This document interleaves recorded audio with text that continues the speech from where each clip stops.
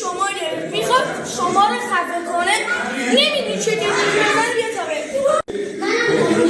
الان من یقه شما گرفت، میتونی بیای آخر بزنی و میتونی بیای توش بزنی.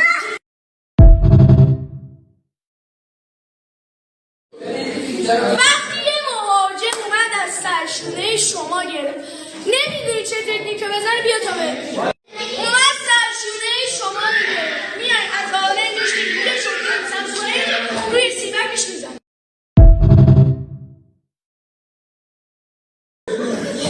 وقتی یه مهاجم اومد دو دستی از آرنج دستتون گرفت، نمیدونی چه تکنیکی بزنه بیا تا